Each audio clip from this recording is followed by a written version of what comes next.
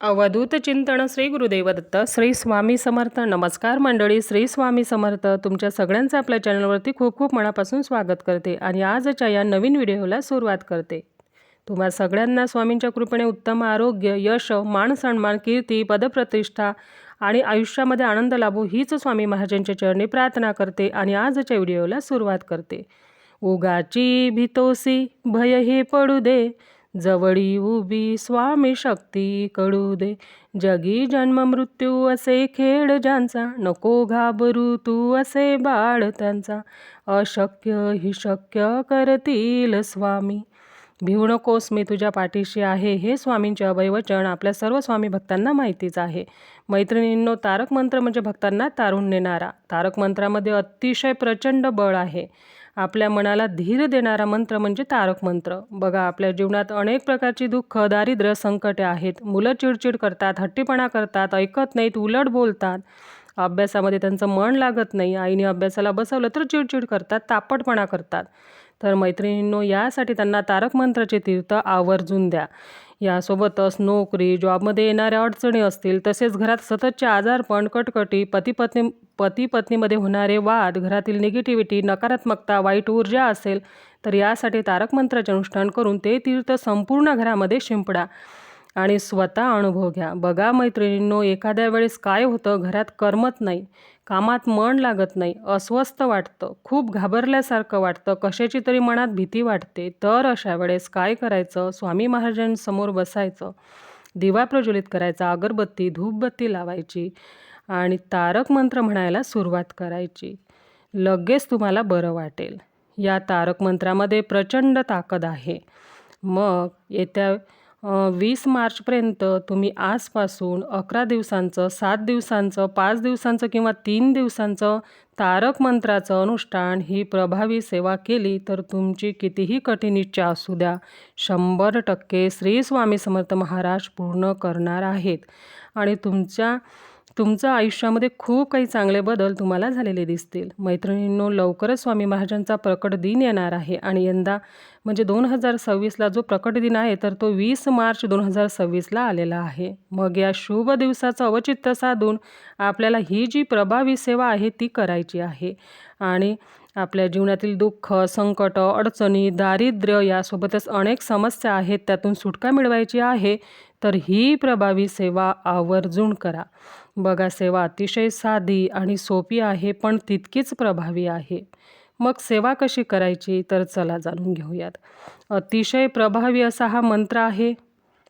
मग आता जे अनुष्ठान किंवा सेवा आपण 11 दिवसांची कराल किंवा 7, 5, 3 दिवसांची तुम्ही सेवा करत असाल, त्या दिवशी सकाळी लवकर उठून स्नान वगैरे झाल्यानंतर आपल्या घराच्या आजूबाजूला जिथे कुठे स्वामी महाराजांचं केंद्र असेल त्या केंद्रामध्ये तुम्हाला जायचं आहे.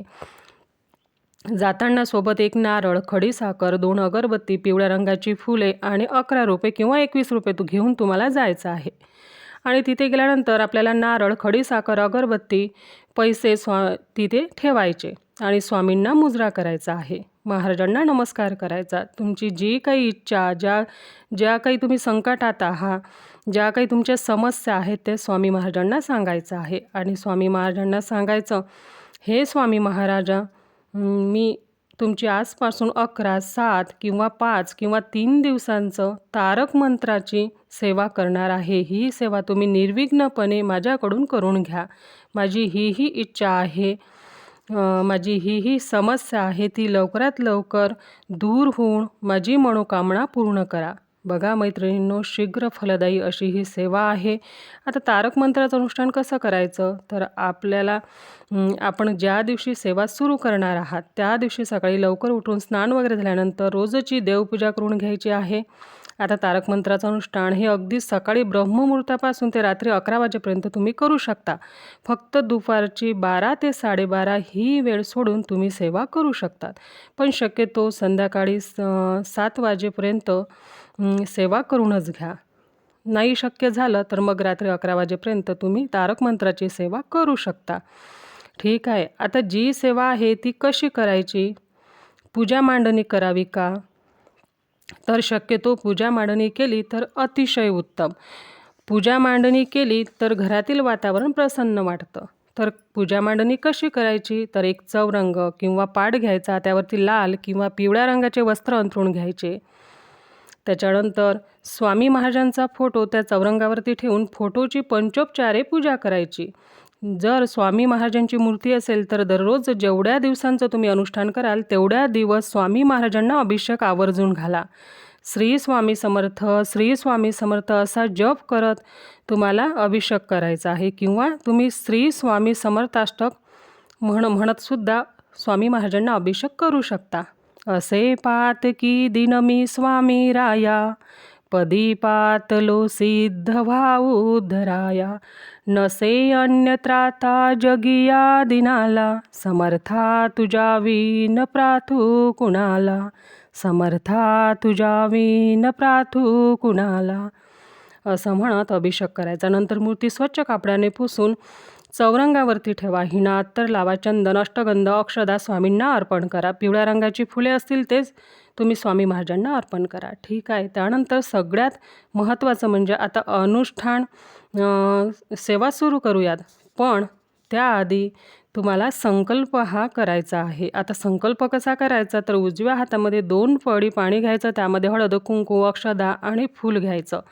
तुमचं नाव बोलायचं, तुमचं गोत्र बोलायचं. गोत्र माहिती नसेल तर काश्यप गोत्र बोला, आणि तुमची जी काही इच्छा आहे, मनोकामना आहे, ज्या काही तुमच्या समस्या आहेत ते स्वामींना सांगा आणि हातातील पाणी एका रिकाम्या प्लेटमध्ये सोडून द्या. झाला संकल्प करून. आणि स्वामी महाराजांना विनंती करा, स्वामी महाराजा माझी इच्छा लवकरात लवकर पूर्ण होऊ देत, अशी स्वामी महाराजांना तुम्हाला प्रार्थना करायची आहे. त्याच्यानंतर एक स्वच्छ पिण्याच्या पाण्याने ग्लास भरून घ्या आणि हा ग्लास स्वामींच्या फोटोसमोर चौरंगावरती ठेवा. त्याच्यानंतर बाजूला एक अगरबत्ती लावा. बघा, अगरबत्ती ही बाजारात केमिकलयुक्त असतात, त्यामुळे अगरबत्ती साईडला लावा. विभूती पाण्यामध्ये अगदी किंचित नंतर आपण घेऊ. त्याच्यानंतर तुमचा उजवा हात त्या ग्लासवरती ठेवायचा आहे. बघा, अनुष्ठान सुरू करायच्या आधी तुम्हाला एक माळ म्हणजे 108 वेळा श्री स्वामी समर्थ, श्री स्वामी समर्थ या मंत्राचा जप करायचा आहे. नंतर तुम्हाला तारक मंत्राचे अनुष्ठान सुरू करायचे आहे. बघा, जास्त पाणी घेऊ नका, कारण तुम्ही तारक मंत्राचं तीर्थ करणार आहात. हे तीर्थ पायदळी येणार नाही, हे लक्षात ठेवा. संपूर्ण तीर्थ तुम्हाला ग्रहण करायचं आहे. आता उजवा हात ग्लासवरती ठेवा आणि तारक मंत्र म्हणायला सुरुवात करा. तारक मंत्र म्हणताना तुम्ही 11 धान्याचे दाणे मोजून घेऊ शकता. एकदा तुम्ही तारक मंत्र म्हणून झाला की एक दाणा बाजूला ठेवायचा. ठीक आहे. तारक मंत्र म्हणूयात. निशंक हो, निर्भय हो म्हणणारे, प्रचंड स्वामी बळपाटी शिरे, अतर्क्य अवधूत हे स्मरणगामी, अशक्य ही शक्य करतील स्वामी. 11 वेळेस तारक मंत्र म्हणून झाल्यानंतर हात काढू शकता. बघा, तुम्ही जी अगरबत्ती लावली होती ती विभूती अगदी किंचित त्या पाण्यामध्ये टाका आणि उरलेली विभूती, रक्षा, त्याला अंगारासुद्धा म्हटलं जातं, एका डब्बीमध्ये भरून ठेवा. आणि जेव्हा तुम्ही घराबाहेर जाल किंवा मुलं तुमचे स्कूलमध्ये जातील, शाळेमध्ये जातील, तेव्हा त्यांच्या कपाळी विभूती लावा. प्रत्येक सदस्याने कपाळी विभूती लावायची आहे. तुमचं सुरक्षा कवच आहे ती स्वामींची विभूती, हे लक्षात ठेवा. हे तारक मंत्राचे तीर्थ घरातील ज्या व्यक्तीसाठी तुम्ही बनवलं, जसं एखादी व्यक्ती आजारी असेल त्या व्यक्तीसाठी तुम्ही बनवलं असेल, किंवा मुलांसाठी बनवलं असेल, मुलं चिडचिड करत असतील, तापट असतील, किंवा तुम्ही पतीसाठी बनवलं असेल, पती पत्नीमध्ये वाद होत असतील, तर तुम्ही त्यांना द्या. ज्या व्यक्तीसाठी तुम्ही बनवलं त्या व्यक्तीला तारक मंत्राचं तीर्थ द्या. थोडं तीर्थ घरामध्ये शिंपडा. याने घरातील इडापिडा, वाईट ऊर्जा, दारिद्र्यता, अलक्ष्मी बाहेर पडेल. आता तारक मंत्राचे अनुष्ठान आपण संकल्पयुक्त करणार आहोत, त्यामुळे या सेवेला नियम लागू होणार आहेत. नियम अगदी साधे सोपे आहेत, कठीण नियम नाहीत. तर काय करायचं, सर्वात पहिला नियम म्हणजे घरामध्ये मांसाहार होणार नाही याची काळजी तुम्हाला घ्यायची आहे. स्वतः मांसाहार खायचं नाही आणि घरातसुद्धा करायचं नाही. दुसरा नियम म्हणजे तारक मंत्राची सेवा होईपर्यंत परान्न घ्यायचं नाही.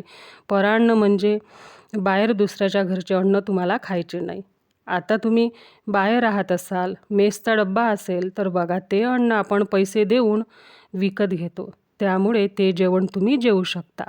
आता बाहेरगावी सेवा सुरू असताना बाहेरगावी जावं लागत असेल तर तुम्ही जाऊ शकता. सकाळी ब्रह्ममुहूर्तावरती पहाटे उठायचं, तुमची सेवा करून घ्यायची, नंतर बाहेर तुम्ही जाऊ शकता.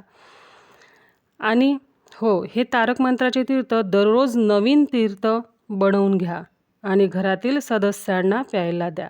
बघा मैत्रिणींनो, अतिशय प्रभावी इच्छापूर्तीची ही सेवा आहे. मनोभावे, श्रद्धेने, विश्वासाने ही सेवा करा. स्वामी महाराज तुमची इच्छा 100% पूर्ण करतीलच, यात काही शंका नाही.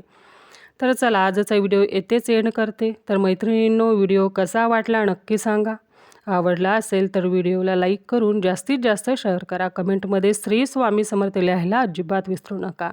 आणि हो, आपल्या चॅनलवरती नवीन असाल, अजूनही चॅनलला सबस्क्राईब केलं नसेल तर सबस्क्राईब करा. झालेली सेवा स्वामी महाराजांच्या चरणी रुजू करते. तर भेटू पुन्हा. तोपर्यंत सर्वांना श्री स्वामी समर्थ.